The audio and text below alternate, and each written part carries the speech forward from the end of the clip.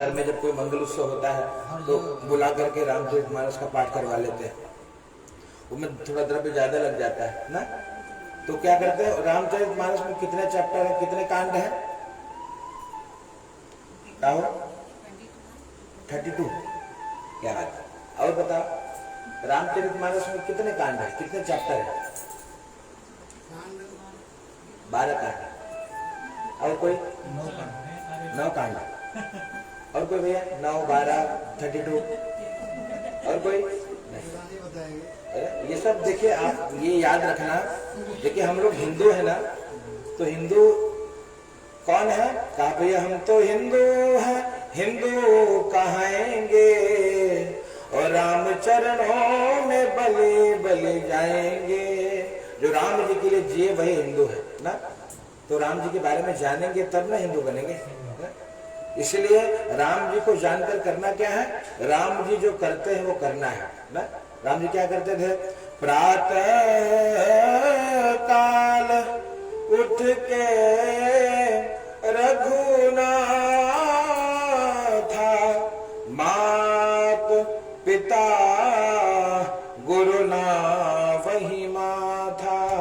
जिसको जीवन में उन्नति करना है, ये सूत्र अपना है, एक सूत्र है रामचरितमानस का। क्या करना है? प्रातः काल जब भी उठे अपने माता पिता को प्रणाम करे ना, जब तक है शीश नवाना। प्रणाम मतलब आजकल तो प्रणाम भी बदल गया है।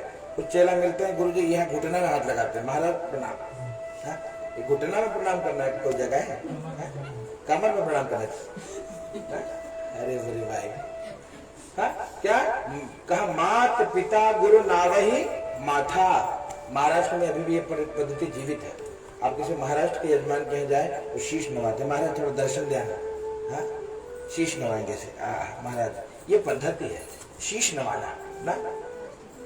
तो कहने का अभिप्राय क्या कि जब तक हम लोग अपने धर्म को नहीं जानेंगे तो हमारी रक्षा कौन करेगा? धर्मो रक्षति रक्षितः ना। इसलिए भगवान की कथा जो प्रारंभ भई, नैमिषारण्य तीर्थ की कथा है, और शौनक आदि 88,000 ऋषि मुनि विचार करते हैं कि कोई तो लघु उपाय होगा जिसके द्वारा समस्त मनोकामना की पूर्ति होगी। लघु उपाय उसके आपस में विचार करके जब चिंतन किया, कोई उपाय नहीं मिला, तो वही नारद जी वाली बात याद आई कि नारद जी अनेक लोकों में भ्रमण करने के बाद, नारद जी जो योगी है, मृत्यु लोक में आए, सबको दुखी देखा ना, सभी दुखी है, सबको दुखी देखा तो नारद जी को पीड़ा हुई। तुरंत भगवान के पास गए। कहा? भगवान कहाँ रहते हैं? नारायण वैकुंठ लोक में ना। वैकुंठ में जाकर भगवान का ऐसे दर्शन किया। कैसे भगवान? शंख चक्र गदा पद्म दिख रहा है, क्या क्या है हाथ में? और पद्म, कमल ना। शंख चक्र गदा पद्म और वनमाला विभूषितम। देखो वन के फूलों की माला है।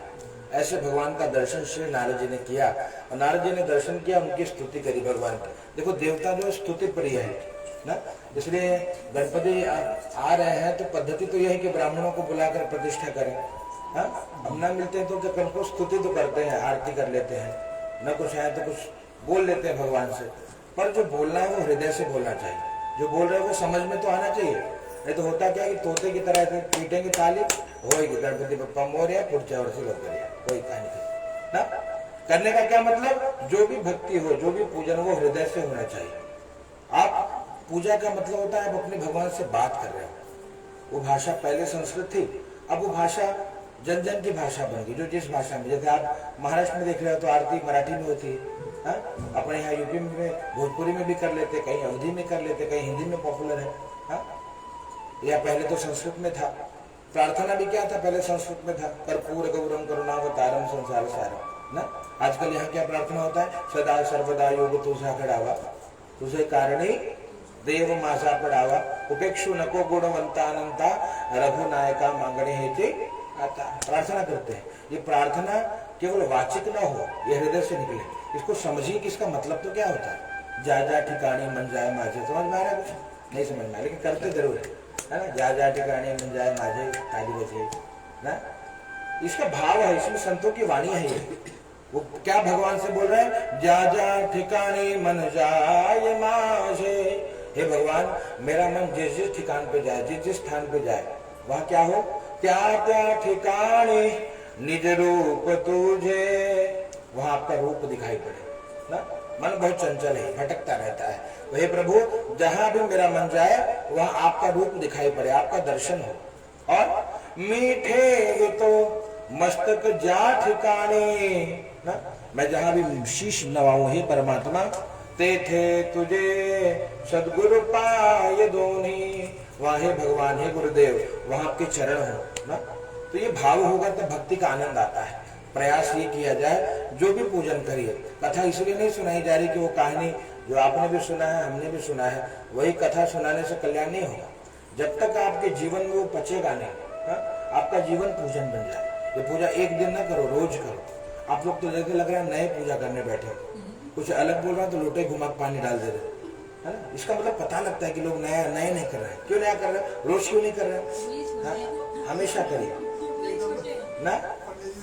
तो कहने हाँ वो समझ जाता है, हम तो रोज वाले हैं तो हम भी करा देते फटाक से पूजा, चलो बेटा आगे चलता। कहने का क्या अभिप्राय, इसका अभिप्राय ये कि करिए, थोड़ा थोड़ा करिए, ना समझे पूछिए कैसे करना है। हाँ, इससे क्या होगा, इससे आपका जीवन सुखमय होगा, आनंदमय होगा। पूजा रोज करिए। हनुमान चालीसा भी अगर जो करते हैं ना, तो उसके लिए उसमें लिखा है क्या कि नासे रोग हरे सब पीरा, लेकिन कब, जपत निरंतर। निरंतर मतलब रोज कंटिन्यू ना, कोई ब्रेक न लगा दो। कुछ लोग शनिवार वाले हैं, शनिवार को हनुमान जी दिखाई पड़ते हैं, बाकी दिन मंदिर में जाते हैं। ये काम नहीं करना। जिसपे प्रेम है, चाहे वो हनुमान जी, चाहे राम जी, चाहे सत्यनारायण, चाहे गणपति बप्पा, रोज सेवा करिए ना। अगर मंदिर जा पाओ तो घरे में मंदिर बना लो, छोटी सी मूर्ति गणेश जी की रखिए, पूजा करिए। गोरिल्ला बैठा है, क्या हो, वो देखो गोरिल्ला बैठा है ना, है ना। तो गणपति जी को बिठाइए, जैसे गोरिल्ला बैठाए हो वैसे गणेश जी को बिठा दो, उनका पूजन करो। कहने का अभिप्राय कहा भैया देखो भगवान का पूजन पद्धति तो ये है कि मंदिर तक जाइए। अब समय नहीं, हमारा ड्यूटी जाना है, बहुत काम है, तो घर में, घर ही में मंदिर बनैबे, तीर्थ हम घूमे न जाबे। हमारा गीत गाता है कि घर ही को मंदिर बना लेते हैं। घर में भगवान को बैठाइए, रोज पूजा कर लिया करिए थोड़ा, इससे कल्याण होगा। नारद जी को ने भगवान से पूछा उपाय, छोटा उपाय। भगवान ने कहा सत्यनारायण पूजन। सत्यनारायण भगवान का पूजन। श्री नारद जी के अनुसार जब भगवान को पूछा, भगवान ने बताया कि भैया देखो, कृतवा सद्य सुखम भूतवा, भगवान की कथा पूजा करने से हृदय में सुख मिलता है, और शरीर त्यागने के बाद जीव कहाँ जाता है, भगवान के धाम को जाता है। नारद जी ने 4 प्रश्न पूछा, किम फलम किम विधानम च कृतम केनैव तद्व्रतम। किम फलम, ये पूजा करके मिलता क्या है। दूसरा, किम विधानम, विधान क्या है। तीसरा, कदा कार्यम, कब करना चाहिए। चौथा, हे प्रभु 4 बात पूछी। तो किम फलम, भगवान ने कहा भैया देखो, ये जो भगवान का जो व्रत है वो धन धान्य प्रवर्धन है, मतलब धन धान्य बढ़ता है। भगवान की सेवा क्यों धन धान्य बढ़ता है, क्योंकि देखो पतिव्रता स्त्री होती है ना, वो कहाँ रहती है, मायके में। कहाँ रहती है, ससुराल में। ससुराल में भी नहीं रहते।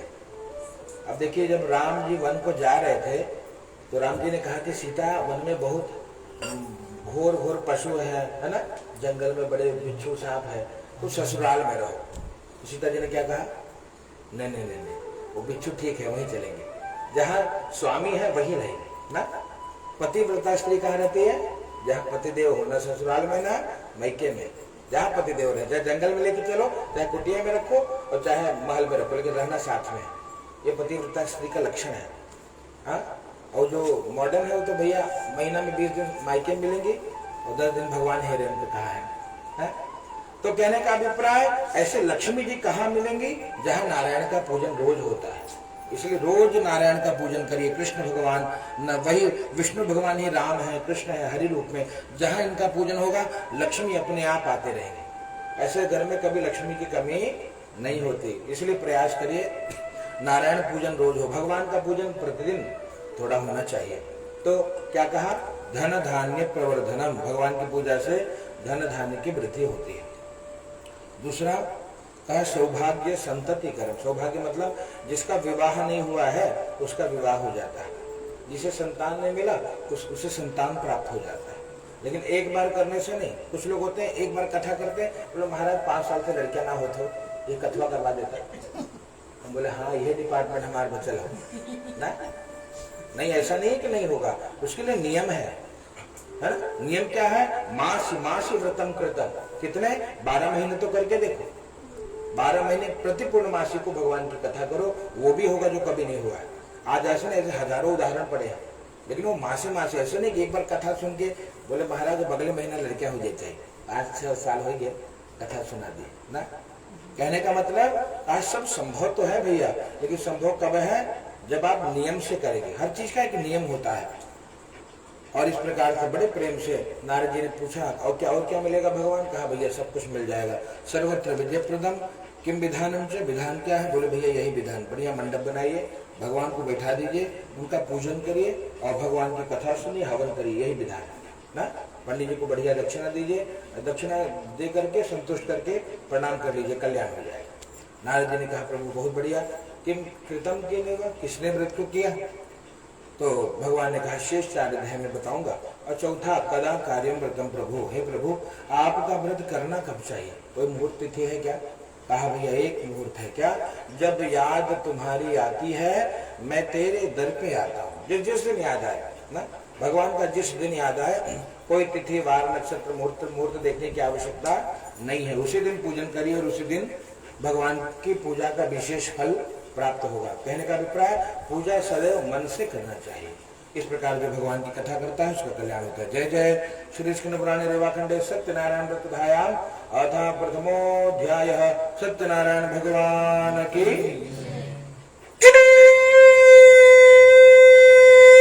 चढ़ा दीजिए, पुनः अक्षत फूल लीजिए, कुछ द्रव्य लीजिए, दूसरे अध्याय की कथा सुनिए। ओम श्रीमन्नारायणाय नमः, गोविंदाय मुकुंदाय नमो नमः। अनंत कोटि नमस्कार समर्पयामि। दे बालक को कोई भी पूजा के प्रसाद दे तो तुरंत खिलाओ। दूसरे अध्याय की कथा भैया काशी की करा। कश्चित काशीपुरे रम्ये ह्यासीत् विप्रो अति निर्धनः।